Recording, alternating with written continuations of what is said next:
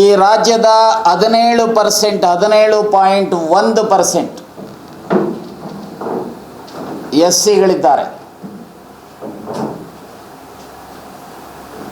ಸುಮಾರು 7% ಎಸ್ ಟಿಗಳಿದ್ದಾರೆ. 32%ಗೂ ಹೆಚ್ಚು ಹಿಂದುಳಿದವರಿದ್ದಾರೆ. ಸಂವಿಧಾನದ ಆರ್ಟಿಕಲ್ 341 ಯಾರು ಸಾಮಾಜಿಕವಾಗಿ ಶೈಕ್ಷಣಿಕವಾಗಿ ಹಿಂದುಳಿದಿದ್ದಾರೆ, ಯಾರು ಅನ್ಟಚಬಲ್ ಇದ್ದಾರೆ ಅವರು ಎಸ್ ಸಿ. 1950ರಲ್ಲಿ ಕೇವಲ 7 ಜಾತಿಗಳು ಎಸ್ ಸಿ ಆಗಿದ್ದು, ಈಗ ನಮ್ಮ ರಾಜ್ಯದಲ್ಲಿ ಸುಮಾರು 101 ಜಾತಿಗಳು ಎಸ್ ಸಿ ಆಗಿದ್ದಾವೆ.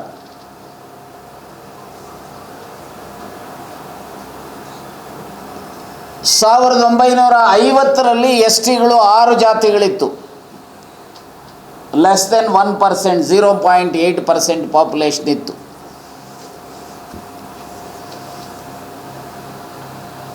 ಈಗ ಎಸ್ ಟಿಗಳು 7% ಆಗಿದ್ದಾರೆ. 2011ರ ಸೆನ್ಸಸ್ ಪ್ರಕಾರ ಎಸ್ ಸಿಗಳು ಸುಮಾರು 1,25,00,000 ಜನ ಇದ್ದಾರೆ. ಎಸ್ ಟಿಗಳು 50 ಲಕ್ಷ ಜನ ಇದ್ದಾರೆ. ಒ ಬಿ ಸಿಗಳು 2,25,00,000 ಜನ ಇದ್ದಾರೆ. ಒಟ್ಟು ಎಸ್ ಸಿ ಮತ್ತು ಎಸ್ ಟಿ ಹಾಗೂ ಒ ಬಿ ಸಿಗಳು ಈ ರಾಜ್ಯದಲ್ಲಿ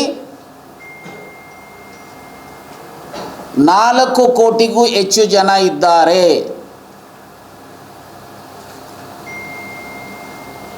ಈ ಜಿಲ್ಲೆಯಲ್ಲೂ ಸಹ ಸುಮಾರು 3.5 ಲಕ್ಷಕ್ಕೂ ಹೆಚ್ಚು ಎಸ್ ಸಿ ಆ್ಯಂಡ್ ಎಸ್ ಟಿಗಳಿದ್ದಾರೆ. ಹಾಗೆ O B ಸಿಗಳು ಸಾಕಷ್ಟಿದ್ದಾರೆ.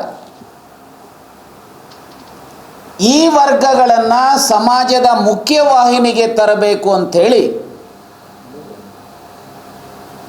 Doctor BR Ambedkar ಅವರು ರಾಜಕೀಯವಾಗಿ ಮತ್ತು ಶೈಕ್ಷಣಿಕವಾಗಿ ಮತ್ತು ಉದ್ಯೋಗದಲ್ಲಿ,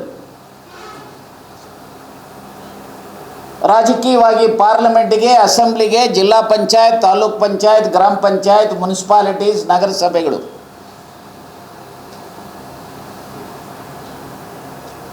ಇವೆಲ್ಲದರಲ್ಲೂ ಸಹ ಜನಸಂಖ್ಯೆಗೆ ಅನುಗುಣವಾಗಿ ಮೀಸಲಾತಿಯನ್ನು ಎಸ್ ಸಿ ಆ್ಯಂಡ್ ಎಸ್ ಟಿಗೆ ಕೊಟ್ಟಿದ್ದಾರೆ.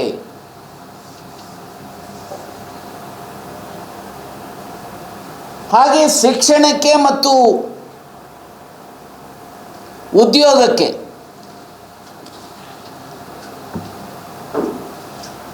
ಜನಸಂಖ್ಯೆಗೆ ಅನುಗುಣವಾಗಿ ಅಷ್ಟೇ ಅಲ್ಲ, ಅಡಿಕ್ವೇಟ್, ಅದಕ್ಕಿಂತ ಜಾಸ್ತಿ ಕೊಡಬೇಕು ಅನ್ನೋದು ಸಂವಿಧಾನದ ಆರ್ಟಿಕಲ್ 15 ಆ್ಯಂಡ್ 16 ಪ್ರಸ್ತಾಪ ಮಾಡಿದ್ದಾರೆ. ಇನ್ಫ್ಯಾಕ್ಟ್ ಕೇಂದ್ರ ಸರ್ಕಾರ ಡಾಕ್ಟರ್ ಮನಮೋಹನ್ ಸಿಂಗ್ ರವರು ಈ ರಾಷ್ಟ್ರದ ಪ್ರಧಾನಮಂತ್ರಿಗಳಾಗಿದ್ದಾಗ 2004-05ರಲ್ಲಿ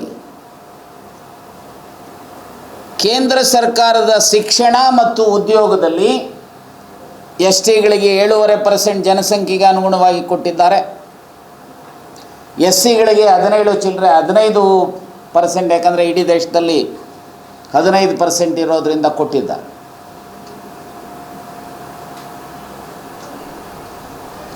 ಆದರೆ ನಮ್ಮ ರಾಜ್ಯದಲ್ಲಿ 1958ರಲ್ಲಿ ನಿಗದಿಯಾದಂಥ 15+3% ರಿಸರ್ವೇಷನ್ ಏನಿತ್ತು, ಇದನ್ನು ಮುಂದುವರಿಸಿಕೊಂಡೇ ಬಂದರು ಶಿಕ್ಷಣ ಮತ್ತು ಉದ್ಯೋಗಕ್ಕೆ.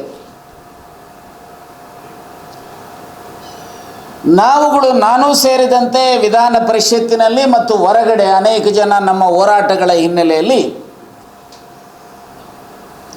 2022ರಲ್ಲಿ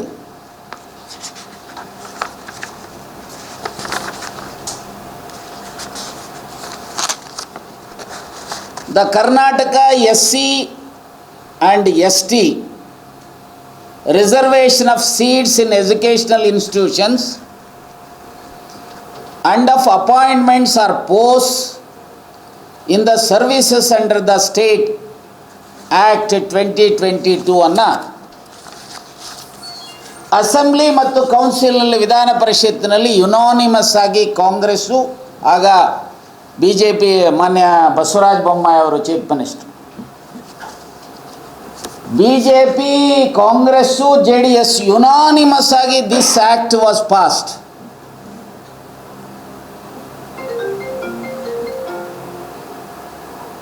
ಆಗ ನಾವುಗಳೇ ಹೇಳಿದ್ವಿ ಈ ಆ್ಯಕ್ಟ್ ಊರ್ಜಿತ ಆಗಬೇಕು ಅನ್ನೋಗಿದ್ರೆ ಸಂವಿಧಾನದ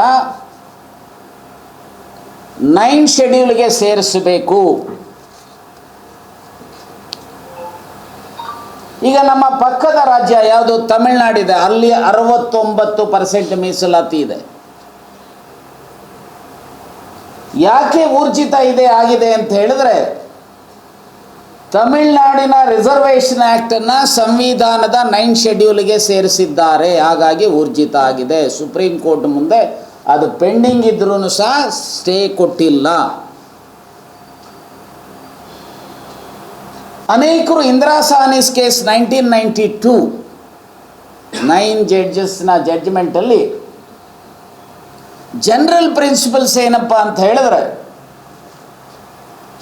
generally reservation shall not exceed 50%. ಸಾಮಾನ್ಯವಾಗಿ 50% ಮೀಸಲಾತಿ ಮೀರಬಾರದು ಅನ್ನುವಂಥದ್ದು ಸುಪ್ರೀಂ ಕೋರ್ಟ್ನವರು ಹೇಳಿದ್ದಾರೆ. ನಾನು ಇಂದಿರಾ ಸಾಹ್ನಿಸ್ನ ಕೇಸಿನ ಜಡ್ಜ್ಮೆಂಟನ್ನು ಸಹ ತಂದಿದ್ದೆ. ಇಂದಿರಾ ಸಾಹ್ನಿಸ್ ಕೇಸಲ್ಲಿ ಸ್ಪಷ್ಟವಾಗಿ ಫುಲ್ ಬೆಂಚ್ ಹೇಳುತ್ತೆ, ಸ್ಪೆಷಲ್ ಅಕೇಶನ್ಸಲ್ಲಿ ಎಲ್ಲಿ ಅಡಿಕ್ವೇಟ್ ರೆಪ್ರೆಸೆಂಟೇಷನನ್ನು ಪರ್ಟಿಕ್ಯುಲರ್ ಸೆಕ್ಷನ್ಸ್ಗೆ ಅಥವಾ ಜಾತಿ ಅನ್ನೋದಕ್ಕಿಂತ ಸೆಕ್ಷನ್ಸ್ಗೆ ಸಿಕ್ಕಿಲ್ವೋ ಅಂಥ ಸಂದರ್ಭದಲ್ಲಿ on the basis of empirical data and by assigning cogent ರೀಸನ್ಸನ್ನು ರಿಸರ್ವೇಷನನ್ನು ಜಾಸ್ತಿ ಮಾಡಲಿಕ್ಕೆ ಅವಕಾಶ ಇದೆ ಅಂತೇಳಿ ಸುಪ್ರೀಂ ಕೋರ್ಟ್ನವರು ಮಾಡಿದ್ದಾರೆ. ಆದರೆ ಅನ್ಫಾರ್ಚುನೇಟ್ಲಿ ಯಾರು ಈ ಸಾಮಾಜಿಕ ನ್ಯಾಯಕ್ಕೆ ವಿರುದ್ಧ ಇರುವಂಥ ಕೆಲವರು ಇದನ್ನು ಇವತ್ತು ಕೋರ್ಟ್ಗಳಲ್ಲಿ ಪ್ರಶ್ನೆ ಮಾಡಿದ್ದಾರೆ.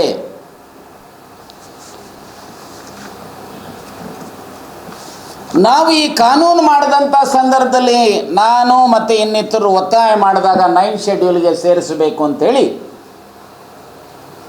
ಆ ಹಿನ್ನೆಲೆಯಲ್ಲಿ ಬಸವರಾಜ ಬೊಮ್ಮಾಯಿ ಅವರ ಸರ್ಕಾರ ಡೇಟೆಡ್ 11th May 2023 23 ಮಾರ್ಚ್ 2023 ಆಗಿನ ರಾಜ್ಯ ಸರ್ಕಾರದ ಮುಖ್ಯ ಕಾರ್ಯದರ್ಶಿ ವಂದಿತಾ ಶರ್ಮಾ ಅವರು ಕೇಂದ್ರ ಸರ್ಕಾರಕ್ಕೆ ಪತ್ರ ಬರೀತಾರೆ. ಈ ರಾಜ್ಯ ಸರ್ಕಾರದ SC/ST ರಿಸರ್ವೇಷನ್ ಆ್ಯಕ್ಟ್ 56% ರಿಸರ್ವೇಷನ್ ಇದೆ, ಇದನ್ನು the reservation so act 2022 for inclusion in schedule 9 of the constitution of India